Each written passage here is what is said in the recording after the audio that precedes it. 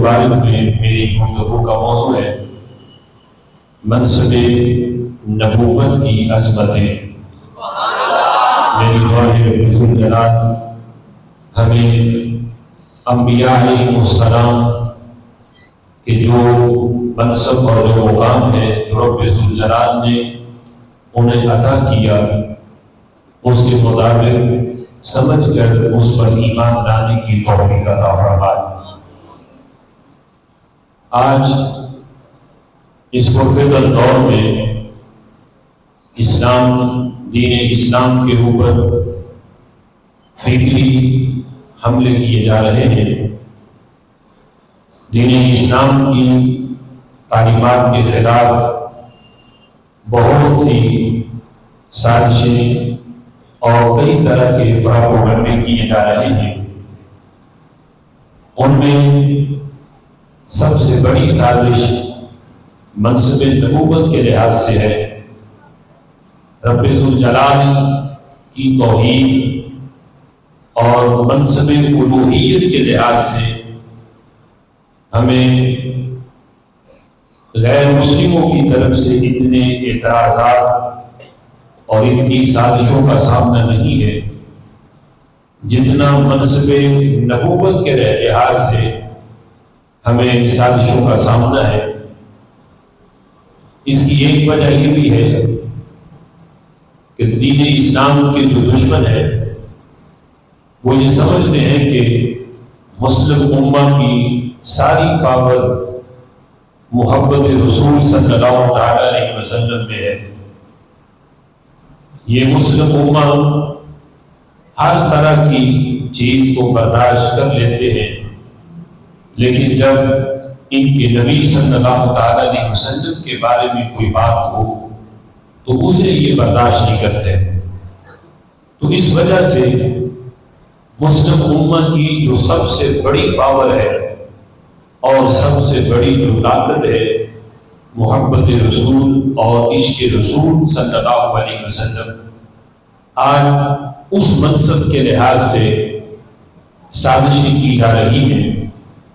اور رسول اللہ صلی اللہ تعالی علیہ وسلم کی ذات کے لحاظ سے ایسے اعتراضات کہ نئی جنریشن یہ سمجھے کہ رسول اللہ صلی اللہ تعالی علیہ وسلم اور دیگر جو نبی ہیں وہ بھی ایک عام انسانوں کی طرح تھے۔ جس طرح ایک عام انسان سے غلطی ہو سکتی ہے، اسی طرح نبی بھی چونکہ انسان ہی ہیں تو ان سے بھی غلطی اور کمی ہو سکتی ہے۔ معاذ اللہ جس طرح کسی انسان کی بتائی ہوئی بات حتمی نہیں ہوتی، اس میں غلطی کا بھی احتمال ہوتا ہے، تو اسی طرح اللہ کا نبی جو بتائے وہ لوگ کہتے ہیں کہ اس میں بھی غلطی کا احتمال بھی ہے اور وہ بات حتمی نہیں۔ اگر یعنی اس لحاظ سے منصب نبوت کو بیان کیا جائے تو پھر پورے کا پورا دین ہی مشتبہ ہو جاتا ہے، اس لیے کہ رسول اللہ صلی اللہ تعالی علیہ وسلم کے ذریعے سے ہمیں قرآن ملا، ان کے ذریعے سے ہمیں دین اسلام ملا، اور دین اسلام کی جتنی بھی تعلیمات ہیں، جتنے بھی رب ذوالجلال کے احکامات ہیں، اگر یہ کہا جائے کہ نبی سے بھی غلطی کا احتمال ہے معاذ اللہ، تو پھر پورے کا پورا دین ہی سلامت نہیں رہتا۔ بندہ ہر بات کے بارے میں یہ اشتباہ اور وہم پیدا کر سکتا ہے کہ یہ بات تو اس دور کی تھی، اس دور کے لحاظ سے نہیں ہے، یا رسول اللہ صلی اللہ تعالی علیہ وسلم کے فرمان کے اندر اس لحاظ سے غلطی ہے۔ تو اگر نبی کو بھی ایک عام سطحی سا انسان بنا کے پیش کیا جائے تو دین اسلام قائم نہیں رہتا۔ اس لیے جہاں منصب نبوت پر سازشیں اس کے خلاف ہو رہی ہیں تو ہمارا یہ فرض بنتا ہے کہ جہاں باطل سر اٹھا رہا ہے وہاں باطل کے مقابلے میں صدائے حق کو بلند کیا جائے، اور یہ عقیدہ مساجد کے اندر کالج یونیورسٹیوں کے اندر نئی جنریشن کو پڑھایا جائے اور باور کرایا جائے کہ نبی اس عظیم انسان کو کہا جاتا ہے جس کو رب ذوالجلال نے ہر قسم کے عیب سے پاک رکھا ہے. وہ ظاہری عیب سے بھی پاک ہے، باطنی عیب سے بھی پاک ہے. نبی اپنی مرضی سے وہ کوئی حکم جاری نہیں کرتا، زبان نبی کی ہوتی ہے، فرمان رب ذوالجلال کا ہوتا ہے. اور یہ ہمارا عقیدہ ہے کہ خالق کائنات جل جلالہ نے جنہیں نبوت کا تاج عطا کیا، جنہیں منصب نبوت عطا کیا یا منصب رسالت عطا کیا، ان کا کردار اتنا ستھرا ہے کہ اعلان نبوت سے پہلے بھی رب ذوالجلال نے انہیں ہر قسم کی برائی سے اور ہر قسم کی عیب سے اللہ نے انہیں پاک رکھا ہے. اور منصب نبوت کے بعد بھی خالق کائنات جل جلالہ نے انہیں ہر قسم کی خطا اور ہر قسم کے عیب سے رب ذوالجلال نے محفوظ رکھا ہے. ہر ظاہری عیب سے بھی اللہ کا نبی پاک ہوتا ہے اور ہر باطنی عیب سے بھی اللہ کا نبی پاک ہوتا ہے. اس لیے کہ ہمارا یہ عقیدہ ہے کہ نبی ماں کے پیٹ میں بھی ہو تو وہ اللہ کا نبی ہوتا ہے. آج کچھ لوگوں نے اس لحاظ سے بھی منصب نبوت پر کے خلاف سازشیں کی، اور یہ سازشیں اس وقت بھی ہو رہی تھی جب خالق کائنات جل جلالہ قرآن مجید فرقان حمید کا نزول فرما رہا تھا. اس وقت بھی یہ سازشیں تھی، جس طرح آج قادیانیوں کی سازشیں ہیں کہ وہ تو معاذ اللہ پرانا کلچر تھا. جدید دور کے لحاظ سے ضرورت ہے کہ جو ایسا شخص ہو جو جدید تقاضوں کو پورا کرے. جس طرح آج سازشیں ہیں، اس وقت بھی کچھ لوگ کہہ رہے تھے. خالق کائنات جل جلالہ نے قرآن مجید فرقان حمید میں اس کا ذکر کیا. کچھ لوگوں نے کہا وَإِذَا جَاءَتْهُمْ آيَةٌ قَالُوا لَن نُؤْمِنَ حَتَّى نُؤْتَىٰ مِثْلَ مَا أُوتِيَ رُسُلُ اللَّهِ. کفار اور مشرکین نے یہ کہا کہ جب ان کے پاس کوئی آیت آتی، کوئی نشانی آتی، رسول اللہ صلی اللہ تعالیٰ علیہ وسلم کو خالق کائنات کوئی وحی کا تحفہ عطا فرماتا یا کوئی اور شان رب ذوالجلال اپنے محبوب کو عطا کرتا، تو کفار اور مشرکین یہ کہتے لن نؤمنا، ہم ہرگز ایمان نہیں لائیں گے، حتی نؤتی مثل ما اوتی رسول اللہ، حتیٰ کہ ہمیں بھی وہی شانیں دی جائیں جو اللہ نے معاذ اللہ اپنے رسولوں کو دی ہیں، وہی شانیں ہمیں بھی ملے. یعنی جس طرح نبی پہ وحی آتی ہے، ہم پہ بھی وحی آئے، اللہ ہم سے خود کلام کرے، فرشتے کے ذریعے کرے، یا رب ذوالجلال ڈائریکٹ ہم سے کلام کرے، یا جو شانیں اللہ نے اپنے نبیوں کو دی ہیں وہ اللہ ہمیں بھی دے، تو پھر ہم ایمان لائیں گے. یعنی معاذ اللہ انہوں نے منصب نبوت اور منصب رسالت کو اتنا عام سمجھا، اور یہ سمجھا کہ جو شانیں نبیوں کو ملتی ہیں وہ ایک عام انسان کو بھی مل سکتی ہیں، اور انہوں نے اپنے آپ کو نبی کی مثل سمجھا، نبی کے برابری کرنے کی کوشش کی. تو خالق کائنات جل جلالہ نے بالخصوص اس وقت ولید بن مغیرہ یہ کہہ رہا تھا کہ اللہ یہ وحی محمد صلی اللہ تعالیٰ علیہ وسلم پہ نازل فرماتا ہے، حالانکہ وحی تو میرے پاس آنی چاہیے، اس لیے کہ میری عمر بھی بڑی ہے، میں عمر میں بھی رسول اللہ صلی اللہ تعالیٰ علیہ وسلم سے بڑا ہوں، اور میرے پاس مال بھی زیادہ ہے. یعنی وہ نبوت کا سٹیٹس یہ سمجھ رہا تھا کہ شاید نبوت ملنے کی کیٹیگری یہ ہے کہ جس کی عمر زیادہ ہو یا جس کے پاس مال زیادہ ہو وہ نبوت کا مستحق ہوتا ہے. تو اس نے کہا کہ نبی تو مجھے بننا چاہیے تھا، میرے پاس مال بھی زیادہ ہے، میری عمر بھی زیادہ ہے. تو خالق کائنات جل جلالہ نے فرمایا اللہ اعلم حیث یجعل رسالتہ، اللہ زیادہ جانتا ہے کہ اس نے اپنی رسالت کہاں رکھنی ہے. رب ذوالجلال نے تو روز ازل سے ہی انتخاب کیا ہے کن کو مقام نبوت دینا ہے اور کنہیں رب ذوالجلال نے مقام رسالت عطا کرنا ہے۔ یہ کوئی کسبی نہیں ہے کہ دنیا میں کوئی بندہ آ کے کوشش کرے، کوئی چلے لگائے یا کوئی محنت کرے تو اسے نبوت مل جائے۔ یہ تو روز ازل کے فیصلے ہیں۔ رب ذوالجلال نے جب دلوں کا انتخاب کیا، روحوں کو پیدا کیا تھا، تو سب سے پہلے رب ذوالجلال نے جس دل کا انتخاب کیا وہ ہمارے آقا علیہ الصلوۃ والسلام کا تھا، پھر دیگر انبیاء اور مرسلین کا تھا۔ تو یہ تو روز ازل کے فیصلے ہیں۔ آج کوئی دنیا میں آ کے کوشش کر کے، چلے لگا کے، عبادت کر کے نبوت اور رسالت حاصل نہیں کر سکتا۔ خالق کائنات جل جلالہ روز ازل سے جن کا انتخاب کرتا ہے، اللہ انہیں روز ازل سے ہی نبوت بھی عطا فرما دیتا ہے، رسالت بھی عطا فرما دیتا ہے۔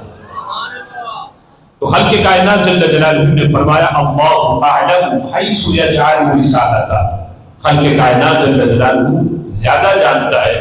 کہ رب ذوالجلال نے اپنی نبوت اور رسالت کو خالق کائنات جل جلالہ نے کہاں رکھنا ہے۔ انبیاء علیہم السلام کے بارے میں آج کچھ لوگوں کا نظریہ یہ بھی ہے، اور معاذ اللہ آج کالج یونیورسٹیوں کے اندر کچھ ایسے قادیانی ٹائپ کے اور ان کی سوچ کے پروفیسر ہائر کیے گئے جنہوں نے منصب نبوت کو بھی مشکوک بنایا، اور یہاں تک ان کی کتابوں میں اور لیکچروں میں یہ بات موجود ہے کہ نبی کی دو حالتیں ہوتی ہیں۔ ایک نبی کی حالت ہوتی ہے اعلان نبوت سے پہلے والی، اور ایک ہے نبی کی حالت اعلان نبوت کے بعد والی۔ تو ان لوگوں نے کہا کہ نبی اعلان نبوت سے پہلے ایک عام سا انسان ہوتا ہے، معاذ اللہ یہاں تک کہا کہ اعلان نبوت سے پہلے تو نبی کا عقیدہ شرکیہ بھی ہو سکتا ہے، معاذ اللہ، یعنی نبی جو ہے اعلان نبوت سے پہلے معاذ اللہ وہ شرک بھی کر سکتا ہے۔ اور اس پہ قرآن مجید فرقان حمید کی وہ آیات دلیل بنائیں جن میں حضرت ابراہیم علیہ السلام نے چاند کو دیکھا تو کہا، پہلے ستارے کو دیکھا تو کہا کہ یہ میرا رب ہے، پھر کہا نہیں، جو غروب ہو جائے وہ رب نہیں ہوتا، پھر چاند کو دیکھ کے کہا، پھر سورج کو دیکھ کے کہا۔ حالانکہ ہمارا اس سلسلہ میں پورا ایک بیان جمعے کے موضوعات کے اندر موجود ہے، اور وہاں ہم نے جواب دیا کہ یہ تو ایک یعنی ان پہ اعتراض تھا کہ جو لوگ ستاروں کو پوج رہے تھے، جو چاند کو پوج رہے تھے، جو سورج کی عبادت کر رہے تھے، حضرت ابراہیم علیہ السلام کی گفتگو کا انداز تو ان کو تنبیہ کرنا تھا کہ کیا تم ستارے کو میرا رب کہتے ہو؟ جو غروب ہو جائے وہ رب نہیں ہو سکتا۔ رب وہ ہے جس کے اوپر کبھی زوال نہیں، جو کبھی غروب نہیں ہوتا۔ یہ ساری چیزیں جن کو تم رب بنایا ہوا ہے، یہ رب کی مخلوق تو ہو سکتی ہے، رب نہیں ہو سکتے۔ رب وہ ہے لا تأخذہ سنۃ ولا نوم، جسے نہ نیند آتی ہے نہ اونگ آتی ہے۔ ساری کی ساری کائنات کا نظام جو ہستی چلا رہی ہے وہ ایک خدا وحدہ لا شریک ہے۔ تو انہوں نے اس قسم کی آیات کو حوالہ بنا کر یہ کہا کہ نبی کی اعلان نبوت سے پہلے والی جو زندگی ہے معاذ اللہ وہ شرکیہ بھی ہو سکتی ہے، اور شرکیہ عقائد بھی نبی سے صادر ہو سکتے ہیں اعلان نبوت سے پہلے۔ حالانکہ ہمارا عقیدہ یہ ہے کہ نبی جس وقت دنیا میں آتا ہے تو اسی وقت سے وہ توحید پرست ہوتا ہے اور توحید کا پیغام دینے والا ہوتا ہے۔ حضرت عیسیٰ علیہ السلام ابھی چند گھنٹے ان کی ولادت کو ہوئے تھے، تو جس وقت ان کی والدہ پہ یہ بہتان لگایا جا رہا تھا تو اللہ کا نبی بول کے کہتا ہے کہ میں اللہ کا نبی ہوں، اللہ نے مجھے کتاب عطا کی ہے۔ تو نبی تو پیدا ہوتے ہی اسے علم ہوتا ہے کہ میں رب ذوالجلال کا نبی ہوں، اور روز ازل میں عالم ارواح کے اندر جو رب ذوالجلال نے روحوں سے وعدہ کیا تھا، لیا تھا ان سے یہ عہد، پوچھا تھا الست بربکم، کیا میں تمہارا رب نہیں ہوں؟ تو روحوں نے کہا تھا قالوا بلا، اے اللہ کیوں نہیں، تو ہی ہمارا رب ہے۔ دیگر ارواح میں اور انبیاء کی روحوں میں یہ فرق ہے کہ عالم ارواح میں دیگر انسانوں کی روحوں نے جو عہد کیا، جس وقت وہ دنیا میں آئے تو وہ عہد کو بھول گئے، لیکن نبیوں کی روحوں نے جو عہد کیا تھا وہ دنیا میں آنے کے بعد بھی اس عہد کو بھولتے نہیں۔ وہ عالم ارواح میں بھی توحید پرست تھے، دنیا میں آ جانے کے بعد بھی توحید پرست ہی ہوتے ہیں۔ اور اس سلسلہ میں امام سعدی رحمۃ اللہ علیہ نے تفسیر سعدی کے اندر جو تفسیر جلالین پہ حاشیہ ہے اس میں اس حقیقت کو واضح کیا، فرماتے ہیں لِأَنَّ الْأَنْبِيَاءَ معصومون من الجہل قبل النبوت و بعدها۔ نبی کا منصب نبوت یہ ہے، نبی کی شان یہ ہے کہ اللہ کے انبیاء معصوم ہوتے ہیں، ہر قسم کی جہالت سے اللہ کا نبی معصوم ہوتا ہے۔ اعلان نبوت سے پہلے بھی اللہ کے نبی میں کسی قسم کی کوئی جہالت نہیں ہوتی، اور اعلان نبوت کا بعد کا منصب تو بڑا ہی اونچا ہے۔ اعلان نبوت سے پہلے بھی اللہ کے نبی میں کسی قسم کی کوئی جہالت نہیں ہوتی۔ اعلان نبوت سے پہلے بھی اللہ کے نبی کو یہ علم ہوتا ہے کہ میرا رب کون ہے، علم ہوتا ہے کہ رب ذوالجلال کی ذات کا بھی، اس کی صفات کا بھی، توحید کا بھی پتہ ہوتا ہے، شرک کا بھی پتہ ہوتا ہے، اور اللہ کے نبی کو سچ کا، جھوٹ کا، حسد، کینہ، یہ ساری چیزیں رب کا نبی جانتا ہے۔ اس لیے کہ اللہ کے نبیوں کی شان ہی یہ ہے کہ وہ دنیا میں آ کے کسی سے نہیں پڑھتے، اللہ اپنے نبیوں کو سب کچھ سکھا کے بھیجتا ہے۔ اس لیے نبوت سے پہلے بھی اور نبوت کے بعد بھی رب ذوالجلال کے انبیاء ہر قسم کی جہالت سے پاک ہوتے ہیں، اور یہاں تک کہ جہاں ہمارے آقا علیہ الصلوۃ والسلام کا جو مقام ہے، ان کے مقام نبوت اور ان کا جو مقام رسالت ہے وہ تو اتنا اونچا ہے کہ حضرت وہب بن منبہ رضی اللہ تعالی عنہ جو پہلی آسمانی کتابوں کے بہت بڑے عالم تھے، وہ فرماتے ہیں الشفا کے اندر قاضی ایاز مالکی نے، ہلیت الاولیاء میں امام ابو نعیم نے، الخصائص الکبریٰ میں امام جلال الدین سیوطی نے اس بات کو لکھا۔ حضرت وہب بن منبہ کہتے ہیں قرأت فی 71 کتابا، کہتے ہیں میں نے 71 کتابیں پڑھی، ان میں پہلی آسمانی کتابیں جو 3 پہلی کتابیں ہیں وہ بھی، اور جو صحائف ہیں وہ بھی میں نے پڑھے۔ 71 پہلی کتابیں ان کا میں نے مطالعہ کیا شروع سے لے کے آخر تک۔ کہتے میں نے ساری کتابوں میں یہ نتیجہ نکالا ان اللہ عز وجل لم يعطي جميع الناس من بدء الدنيا الى انقضائها من العقل في جنب عقله صلی اللہ علیہ وسلم الا بحبة رمال الدنيا۔ کہتے میں نے یہ نتیجہ نکالا کہ سارے لوگوں کی عقلیں حضرت آدم علیہ السلام سے لے کر قیامت تک جس نے آخری انسان نے اس دنیا میں آنا ہے، اس میں انبیاء بھی ہیں، مرسلین بھی ہیں، صحابہ بھی ہیں، تابعین بھی ہیں، غوث بھی ہیں، قطب بھی ہیں، اولیاء بھی ہیں، سب کی عقلیں اکٹھی کر کے اگر ایک طرف رکھی جائیں اور دوسری طرف ہمارے آقا علیہ الصلوۃ والسلام کی عقل مبارک کو رکھا جائے تو حضرت وہب بن منبہ کہتے ہیں میرے آقا علیہ الصلوۃ والسلام کی عقل مبارک پوری کائنات کی عقل کے مقابلے میں یوں ہے جس طرح ریت کا ایک ذرہ ہو اور دوسری طرف پورا ریت کا صحرا ہو۔ پوری دنیا کے اندر جتنے ریت کے ذرات ہیں یہ ہمارے آقا علیہ الصلوۃ والسلام کی عقل کی مثال ہے، اور پوری دنیا کی عقل سمیٹ کے ان کے مقابلے میں اس کی حیثیت صرف ریت کے ایک ذرے جیسی ہے۔ تو سوچو کہ پوری کائنات کی عقل جب ریت کا ایک ذرہ ہے، جب کوئی ذرے کی حد پہچان نہیں سکتا تو سوچو پوری دنیا میں جو ریت کے ذرات ہیں ان کی حیثیت کا اندازہ پھر کون لگا سکتا ہے۔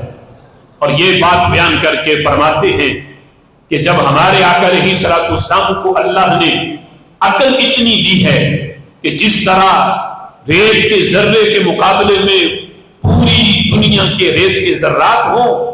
کہتے جب صرف ان کی عقل کی یہ حیثیت ہے تو آج بندہ یہ سمجھے کہ میں اپنی چھوٹی سی عقل میں رسول اللہ صلی اللہ تعالی علیہ وسلم کے منصب نبوت کو اور مقام رسالت کو میں تولوں اور سمجھوں کہ اللہ نے انہیں شانیں کیا دی ہیں، تو فرماتے ہیں کہ سونار کے ترازو میں رتی ماشے کا تو حساب ہوتا ہے، منو ٹنوں کا حساب سونار کے ترازو میں نہیں ہوتا۔ نبی پاک علیہ الصلوۃ والسلام کا منصب نبوت، منصب رسالت اتنا اونچا ہے، تمہاری عقل کی حیثیت جو ہے وہ سونار کے ترازو جیسی ہے، رتی ماشے کا حساب تو تم کر سکتے ہو، منصب نبوت اور رسالت کا حساب تمہاری عقل سے ماورا ہے۔ پوری کائنات مل کے بھی اپنی عقلیں استعمال کر کے یہ گمان اندازہ لگائے کہ ہم سوچیں اللہ نشانیں کتنی دی ہیں، تو میں سب کی عقلیں حیران رہ جائیں گی۔ ہمارے آقا علیہ الصلوۃ والسلام کا مقام اور مرتبہ پوری کائنات کی عقلوں میں بھی نہیں سما سکتا، جتنا خلق کائنات جل جلالہ نے انہیں مقام اور مرتبہ عطا کیا۔ اس لیے اگر کسی جگہ پہ کسی نے عقل کے لحاظ سے مقام رسالت کو سمجھنے کی کوشش کی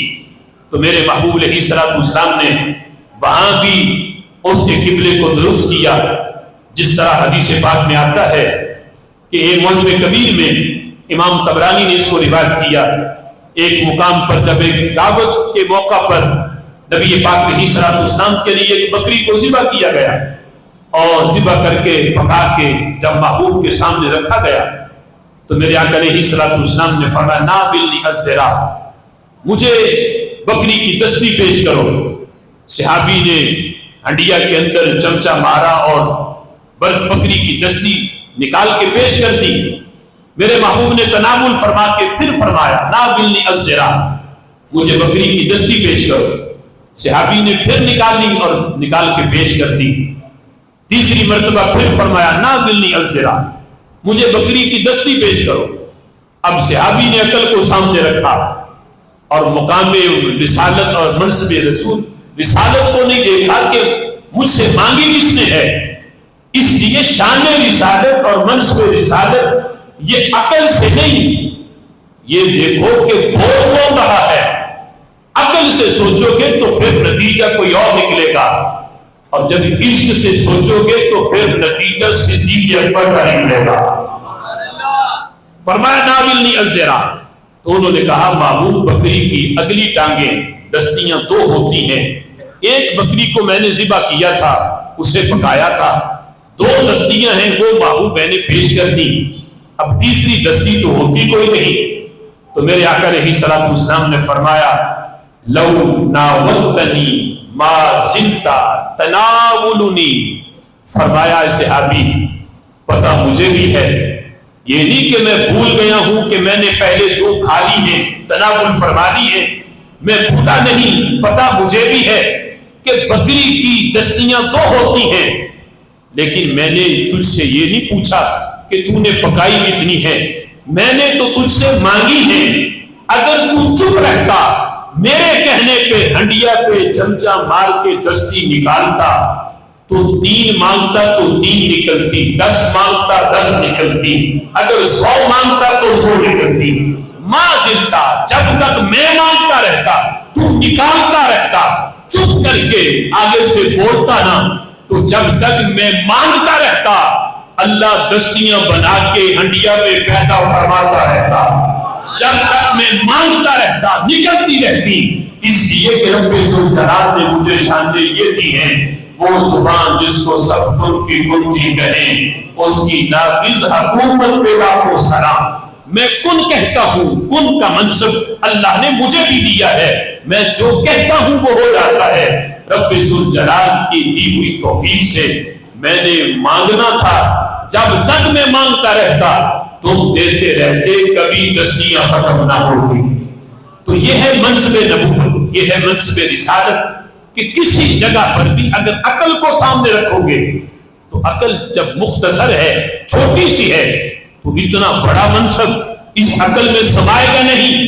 بالآخر عقل انکار کرے گی کہ یہ کیسے ہو سکتا ہے، یہ کیسے ہو سکتا ہے کہ ہم جیسا انسان ہو اور اس کے کہنے پہ یوں ہو جائے۔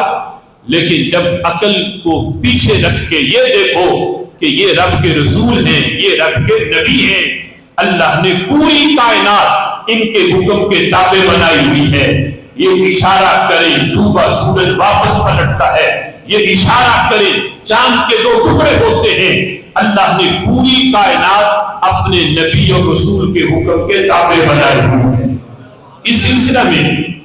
منصب نبوت کی ایک انفرادیت یہ بھی ہے، بالخصوص جو ہمارے آقا صلی اللہ علیہ وسلم کا منصب نبوت ہے، چونکہ دیگر انبیاء تو صرف ایک قوم کے نبی ہیں، اور ہمارے آقا علیہ السلام اللہ فرماتا ہے وَمَا أَرْسَلْنَاكَ، محبوب ہم نے آپ کو پوری کائنات کا رسول بنا کے بھیجا ہے، کافۃ للناس، ہم نے پوری کائنات کا جتنی مخلوق ہے، مخلوق کا اطلاق اللہ کے سوا ہر چیز پہ ہوتا ہے، چونکہ اللہ خالق ہے، اللہ کے سوا ہر چیز مخلوق ہے، اس میں نبی بھی ہیں، اس میں رسول بھی ہیں، اس میں فرشتے بھی ہیں، اس میں حیوانات بھی ہیں، اس میں نباتات بھی ہیں، اس میں جمادات بھی ہیں، درخت بھی ہیں، پتھر بھی ہیں، کائنات کے ذرے ذرے پہ مخلوق کا اطلاق ہے۔ اللہ فرماتا ہے محبوب ہم نے تمہیں ایک قوم کا نہیں، جس طرح میں رب العالمین ہوں، محبوب تو رحمت للعالمین ہے، جہاں تک میری خدائی ہے، کیونکہ رب ذوالجلال تو ہر چیز کا خدا ہے، ہر چیز کا خالق ہے،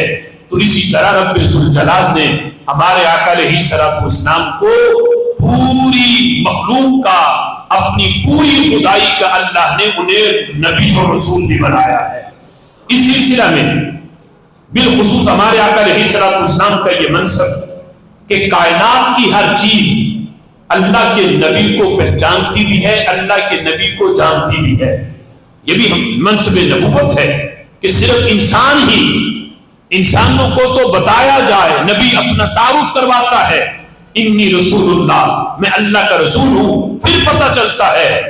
لیکن دیگر چیزوں کو جو نباتات ہیں، اعلان نبوت ابھی نبی نے نہ بھی فرمایا ہو تو وہ چیزیں پہچانتی ہیں، یہ عام انسان نہیں، یہ وہ ہیں جس کو اللہ نے نبوت کا تاج پہنا کے بھیجا ہے۔ حضرت مولا علی رضی اللہ تعالیٰ وہ بیان کرتے ہیں، ابھی محبوب نے اعلان نبوت نہیں فرمایا تھا، کہتے میں اس وقت جب حضور کے ساتھ مکہ شریف کی گلیوں سے گزرتا تھا تو میں سنتا کہ راہوں میں پڑے ہوئے پتھر بھی اور درخت بھی نبی پاک علیہ السلام پہ درود و سلام پڑھا کرتے تھے، اور السلام علیکہ یا رسول اللہ کہہ کے حضور پہ درود و سلام پڑھتے۔ دیگر لوگوں کو پتا 40 سال کے بعد چلا جب حضور نے اعلان نبوت فرمایا کہ یہ رب کے نبی ہیں، لیکن نباتات، حیوانات اور درخت اور پتھر جو ہیں وہ پہلے سے جانتے تھے،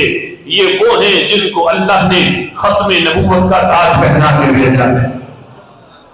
اعلیٰ حضرت امام اہل سنت مجدد دین و ملت اسی لیے فرماتے ہیں جس کے گھیرے میں ہیں انبیاء و ملک، جس کے گھیرے میں ہیں انبیاء و ملک، اس جہانگیر بعثت پہ لاکھوں سلام کہ رب ذوالجلال نے آپ کو نبیوں کا بھی نبی بنایا، آپ نبیوں کے بھی نبی ہیں، فرشتوں کے بھی نبی ہیں، پوری کائنات کے جہاں جس چیز پہ مخلوق کا اطلاق آتا ہے، خالق کائنات نے آپ کو اپنی پوری مخلوق کا نبی اور رسول بنا کے بھیجا ہے۔ اور اسی طرح جب آپ ہر چیز کے نبی ہیں، رسول ہیں، تو رب ذوالجلال نے آپ کے تابع کائنات کی ہر چیز کو فرما دیا، یعنی کائنات کی جتنی چیزیں وہ ہمارے آقا علیہ السلام کے حکم کے تابع ہیں۔ اور یہ عقیدہ اس وقت کے کفار اور مشرکین کا بھی تھا، اگرچہ آج کا امتی کلمہ پڑھ کے اور اپنے آپ کو حضور کا امتی کہہ کے اگرچہ یہ عقیدہ رکھے کہ نبی یہ نہیں کر سکتا، نبی یہ نہیں کر سکتا، لیکن اس وقت کے جو کفار اور مشرکین تھے، یہود و نصارہ تھے، جو انصاف پسند، وہ بھی جانتے تھے کہ جو نبی ہوتا ہے اس کا یہ منصب ہوتا ہے۔ اس لیے جس وقت وہ مکہ کے کفار اور مشرکین جن میں ابو جہل بھی تھا، ولید بن مغیرہ بھی تھا، عاص بن وائل بھی تھا، یہ سارے جس وقت نبی پاک علیہ الصلوۃ والسلام کی بارگاہ میں آئے اور آ کے یہ کہا، وہ جانتے تھے جس وقت انہوں نے مشہور کیا ہوا تھا کہ معاذ اللہ مکہ شریف کے اندر حضور کے بارے میں یہ کہتے تھے کہ یہ جادوگر ہیں، آپ کے معجزات کو دیکھ کے کہتے تھے یہ جادو کرتے ہیں۔ تو جس وقت وہ آئے انہیں بھی پتا تھا کہ جو نبی ہوتا ہے کائنات کی ہر چیز اس کے حکم کے تابع ہوتی ہے۔ اب اگر عقیدہ آج کی امتی کا ہوتا تو کفار اور مشرکین کبھی بھی محبوب سے یہ سوال نہ کرتے۔ آپ کے سوال کیا کیا؟ کہا کہ اگر آپ اللہ کے سچے نبی ہو تو یہ جو آسمان پہ چاند چمک رہا ہے اس کی طرف اشارہ کرو کہ یہ دو ٹکڑے ہو کے زمین پہ آ جائے۔ تو بخاری شریف کے اندر وہ الفاظ موجود ہیں، نبی پاک علیہ الصلوۃ والسلام نے جس وقت ابو قبیس پہاڑی پہ کھڑے ہو کے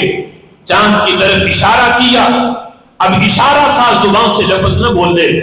صرف انگلی کا اشارہ کیا تو چاند دو ٹکڑے ہوا، یہاں تک کہ صحابہ کہتے ہیں ہم نے ہرا پہاڑ جو ہے اس کو چاند کے درمیان دیکھا کہ چاند کا ایک ٹکڑا ہرا پہاڑ کی ایک جانب تھا، دوسرا ٹکڑا دوسری جانب تھا۔ میرے محبوب نے پھر اشارہ کیا اور چاند واپس جو ہے وہ آسمان پہ جا کے پھر جڑ گیا۔ اعلیٰ حضرت امام اہل سنت فرماتے ہیں سورج الٹے پاؤں پلٹے چاند اشارے سے ہو چاک اندھے نجدی دیکھ لے قدرت رسول اللہ کی۔ محبوب کی ایک انگلی کا اشارہ چاند کے دو ٹکڑے ہوتے ہیں۔ اب یہ سارا منظر ان کو فار نے دیکھا۔ عقیدہ یہ تھا کہ اگر جادوگر ہوں گے تو جادو تو صرف زمین پہ چل سکتا ہے، آسمان پہ جادوگر کا جادو نہیں چلتا، اس لیے یہ نبی ہی ہے کہ جس کے تابع سورج بھی ہوتا ہے چاند بھی ہوتا ہے۔ یہ انگلی کے اشارے سے جس طرف کو چاہے چاند کو بھی پھوڑ سکتے ہیں، جس طرف کو چاہے یہ چاند کو بھی پھیر سکتے ہیں۔ اس لیے معجزہ یہ طلب کیا کہ اگر آپ اللہ کے سچے نبی ہیں تو پھر آسمان کی طرف اشارہ کر کے چاند کے دو ٹکڑے کریں۔ یعنی اس وقت کے کفار اور مشرکین کا بھی نظریہ یہ تھا جو رب کا نبی ہوتا ہے اس کی انگلی کے اشارے سے چاند کے دو ٹکڑے بھی ہو جاتے ہیں۔ اسی طرح حضرت عبداللہ ابن عباس رضی اللہ تعالیٰ عنہ اور دیگر صحابہ اس بات کو بھی روایت کرتے ہیں، مستدرک امام حاکم کے اندر یہ روایت موجود ہے۔ امام ابو نعیم نے دلائل النبوہ کے اندر اس بات کو لکھا، نبی مکرم شفیع معظم صلی اللہ تعالی علیہ وسلم کے منصب نبوت کو بیان کرتے ہوئے امام ابو نعیم کہتے ہیں ایک عربی نبی پاک علیہ الصلوۃ والسلام کی بارگاہ میں آیا اور آ کے انہوں نے کہا کہ محبوب مجھے یقین تو ہے کہ آپ اللہ کے سچے نبی ہیں، لیکن میں مزید اپنی آنکھوں سے کوئی نشانی دیکھنا چاہتا ہوں کہ جس سے میرا اسلام لانا آسان ہو جائے اور میں دین اسلام کی طرف آؤں، مجھے آپ کوئی معجزہ دکھائیں۔ تو نبی پاک علیہ الصلوۃ والسلام نے فرمایا من الذی تريد، بتا تیرا کیا ارادہ ہے۔ میرے محبوب نے پابندی نہیں لگائی کہ مجھ سے معجزہ مانگنا ہے تو یہ والا معجزہ مانگ لو، یہ تو میں دکھا سکتا ہوں، ہر ایک معجزہ کے جو تیرے ذہن میں ہو ایسا اگر تو کوئی سوال کرے گا تو ہو سکتا ہے وہ میں نہ کر پاؤں، اس لیے پابندی نہیں لگائی کہ مکے کے لحاظ سے مجھ سے معجزہ مانگنا یا دنیاوی چیزوں کے لحاظ سے یا وہ چیزیں جو سن سکتی ہوں چل سکتی ہوں ان کے لحاظ سے مجھ سے معجزہ طلب کرنا۔ فرمایا من الذی تريد، تیرا ارادہ کیا ہے، کون سا معجزہ تو طلب کرنا چاہتا ہے، کون سا دیکھنا چاہتا ہے۔ فرمایا جو تیری مرضی ہے، جو تیرے دل میں خیال ہے وہ بتا، میں ویسا ہی معجزہ تجھے دکھاؤں گا۔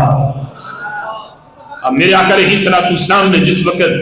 اسے یہ فرمایا تو وہ یہ جانتا تھا کہ رب کا جو نبی ہوتا ہے کائنات کی ہر چیز اس کے حکم کے تابع ہوتی ہے، یہاں تک کہ وہ چیزیں جن کو اللہ نے کان نہیں بھی دیے، جو چل نہیں بھی سکتی، لیکن رب کا نبی انہیں بھی حکم دے تو وہ چیزیں بھی چل پڑتی ہیں۔ یہ عقیدہ تھا اس بندے کا، وہ عربی جو آیا جس وقت آ کے اس نے یہ کہا، میرے آقا فرماتے من الذی تریدو، کیا دیکھنا چاہتا ہے؟ اس نے کہا ادعو تلک الشجرہ ان تأتیک، محبوب وہ سامنے جو درخت ہے میں چاہتا ہوں کہ آپ اس درخت کو اشارہ کریں، وہ درخت چلتا ہوا آپ کی بارگاہ میں آیا۔ میرے محبوب نے یہ نہیں فرمایا کہ درخت بھی بلا چلا کرتے ہیں، یہ کیسے ہو سکتا ہے کہ درخت کو میں بلاؤں اور وہ چل کے یہاں آ جائے؟ فرمایا ٹھیک ہے، اللہ نے مجھے تو شانیں بڑی دی ہیں، میں اشارہ کروں تو سورج واپس پلٹتا ہے، چاند جو ہے وہ دو ٹکڑے ہوتا ہے، اگر میں بھی اشارہ کروں تو درخت آ سکتا ہے، لیکن میں تجھ پہ چھوڑتا ہوں، جا اس کے پاس جا کے تو اسے کہہ تجھے اللہ کا نبی بلاتا ہے۔ فرمایا اذهب فادعوها، تو اسے جا کے کہہ، اسے جا کے یہ پیغام دے کہ تجھے رب کا نبی بنا رہا ہے۔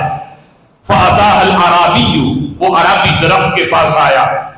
آ کے کہا عجیبی رسول اللہ، اے درخت تجھے اللہ کا رسول بلا رہا ہے۔ رسول اللہ، ایک حدیث میں لفظ یہ ہے کہ اس نے نبی پاک علیہ الصلوۃ والسلام نے تو یہ فرمایا تھا کہ جا کے یہ کہنا ہے تجھے اللہ کا رسول بلاتا ہے، ایک روایت میں یہ لفظ ہے کہ اس نے یہ نہیں کہا، اس نے سوچا کہ اگر کہوں گا اللہ کا رسول بلاتا ہے تو رسول کے بلانے پہ تو آ جائے گا، اس نے کہا میں جا کے کہوں گا کہ تمہیں محمد صلی اللہ علیہ وسلم بلا رہے ہیں، جا کے نام لوں گا۔ تو ایک روایت میں یہ ہے کہ جا کے حضور کا نام لیا تو درخت بھی جانتا ہے کائنات میں محمد ہے ہی ایک، کائنات میں اگر نام بھی لیا ہے تو جسے اللہ نے محمد بنایا ہے وہی تو خاتم النبیین ہے، تو درخت بھی پہچان گیا۔ تو جس وقت جا کے کہا کہ تمہیں اللہ کا رسول بلاتے ہیں تو حدیث میں لفظ ہیں فَمَالَتْ عَلَى جَانِبٍ مِّن جَوَانِبِهَا فَقَطَعَتْ عُرُوقَهَا، درخت پہلے دائیں جانب جھکا پھر بائیں جانب جھکا، اپنی جڑوں کو کاٹا۔ جہاں یہاں اہل عشق نے لکھا کہ جڑیں نہیں کاٹی، محبوب کا پیغام سن کے درخت نے جھکنا شروع کر دیا، ضرورت نہ تھی جڑوں کو کاٹنے کی، وہ جڑیں اکھیڑ کے آ جاتا کہ محبوب کا حکم تھا۔ محبوب تو سورج کو اشارہ کرے، وہ سورج جس کی لگامیں 70,000 فرشتے کھینچتے ہیں پھر سورج حرکت کرتا ہے، میرا نبی اشارہ کرے تو صرف سورج ہی حرکت نہیں کرتا، 70,000 فرشتے بھی کھینچے چلے آتے ہیں۔ ان کی انگلی میں جب اتنی پاور ہے تو ان کے فرمان میں پاور کتنی ہوگی؟ درخت جڑیں سمیت آ جاتا، لیکن یہاں دائیں بائیں درخت کا حرکت کرنا، محبوب کا پیغام سن کے درخت بھی جھوم پڑا۔ یہ کہاں نصیب میرے کہ تو آپ چل کے آتا، کوئی جذبہ محبت میرے کام آ گیا ہے، میرے دل کی دھڑکنوں میں تیرا نام آ گیا ہے، کر لو قبول آقا یہ غلام آ گیا ہے۔ اس نے تو جھومنا شروع کیا کہ میری قسمت، رشک کیا اپنی قسمت پہ کہ مجھے محبوب نے بلایا۔ فوراً درخت نبی پاک علیہ الصلوۃ والسلام کی بارگاہ میں حاضر ہوا۔ امام ابو نعیم کہتے ہیں آ کے درخت نے کیا کیا؟ فقالت السلام علیک یا رسول اللہ۔ درخت کا عقیدہ بھی وہ ہے جو آج سنی اللہ نے تجھے عطا کیا ہے۔ السلام علیک یا رسول اللہ، یا کے ساتھ نبی پاک علیہ الصلوۃ والسلام کو پکارا اور حضور کو آ کے سلام کیا۔ میرے محبوب علیہ الصلوۃ والسلام نے عربی سے کہا اب کافی ہے کہ کچھ اور بھی دیکھنا ہے؟ اس نے کہا محبوب کافی ہے، اب درخت کو حکم دو کہ یہ واپس چلا جائے۔ اب یہاں طویل گفتگو محدثین نے کی، شارحین نے، کہ جس درخت کی جڑیں کٹ جائیں وہ درخت مردہ ہو جاتا ہے، لیکن جب یہ درخت واپس گیا اس کی جڑیں بھی سلامت تھیں، پھر اس کی جو ہے وہ سبزے میں فرق نہ پڑا، درخت مرجھایا نہ بلکہ جیسا تھا ویسے ہی رہا، اس میں کوئی فرق نہ پڑا۔ تو یہاں کلام کیا کہ فرق یہ تھا کہ نمازی نماز پڑھ رہا ہو، محبوب بلائیں تو اس کی نماز نہیں ٹوٹتی، یہاں درخت کو بلانے سے درخت کی جڑیں کیسے ٹوٹ سکتی تھی؟ اور اس کی زندگی ختم کیسے ہو سکتی تھی؟ یہاں جڑیں توڑ کے گیا ہے تو ان کے پاس گیا ہے جس کو اللہ نے مقصود کائنات بنایا ہے، جس کے صدقے اللہ نے پوری کائنات سجائی ہے۔ وہ درخت واپس جاتا ہے، جڑیں اس کی سلامت ہیں، پھل اس کا سلامت ہے، پتے اس کے سلامت ہیں، وہ مرجھایا نہیں۔ اور یہاں تک نہیں، امام ابو نعیم نے تو یہاں تک لکھا، وہ بخاری کی حدیث ہے کہ جس وقت میرے آقا علیہ الصلوۃ والسلام خشک تنے کے ساتھ جو کھجور کا تنا تھا ٹیک لگا کے کھڑے ہوتے، جب منبر بنایا گیا تو وہ جو تنا تھا اسے صحابہ نے ہٹا کے سائڈ پہ رکھ دیا، اور میرے آقا علیہ الصلوۃ والسلام منبر پہ جلوگر ہوئے۔ وہ کھجور کا تنا جب محبوب سے جدا ہوا تو وہ یوں رویا۔ صحابہ کہتے ہیں ہم نے محبوب کے خطبے کے وقت رونے کی آواز سنی کہ جس طرح اونٹنی کا بچہ اپنی ماں سے جدا ہو کے روتا ہے، اس کی آواز یوں تھی کہ جیسے ابھی کلیجہ پھٹ جائے گا، اس طرح زاروں کے تار وہ رو رہا تھا۔ ہم نے پوچھا محبوب یہ رونے کی آواز کہاں سے ہے؟ فرمایا میرے صحابہ یہ میرا غلام، میرا عاشق جسے تم نے مجھ سے جدا کر دیا ہے اور اس کھجور کے تنے کو اکھیڑ کے تم نے زمین پہ رکھ دیا ہے، آج میں اس کے ساتھ ٹیک لگا کے کھڑا نہیں ہوا تو اس نے میری جدائی میں رونا شروع کر دیا ہے۔ پھر میرے محبوب اترے اور اس کھجور کے تنے پہ اپنا ہاتھ رکھا اور وہ یوں سسکیاں برتے ہوئے چپ ہوا۔ میرے محبوب نے فرمایا کہ بتا کیا چاہتا ہے؟ اگر مدینے کے کسی باغ میں لگنا چاہتا ہے تو مجھے وہاں لگا دوں، صحابہ تیرا پھل کھائیں، پھر تابعین کھائیں، پھر تبع تابعین کھائیں، اور اگر تو چاہتا ہے تجھے جنت میں لگا دیتا ہوں، ہمیشہ جنتی جنت میں تیرا پھل کھاتے رہیں گے۔ اس نے سوچا کہ اگر یہاں لگتا ہوں تو محبوب کی صرف ظاہری حیات کا قرب ملے گا، اور اگر جنت میں لگ جاؤں تو ہمیشہ ہمیشہ کا قرب مل جائے گا۔ اس نے کہا محبوب مجھے جنت میں لگا دے۔ میرے محبوب علیہ الصلوۃ والسلام نے وہ ریاض الجنہ جہاں آج بھی وہ ستون جس کا ایک نام ستون حنانہ ہے، اسی جو ہے وہ کھجور کے تنے کی مناسبت سے میرے محبوب نے وہاں ایک کڑا کھود کے اس ریاض الجنہ جنت کے باغ میں میرے محبوب نے اس کو دفن کر دیا۔ صحابہ کے سامنے تو دفن زمین پہ کیا،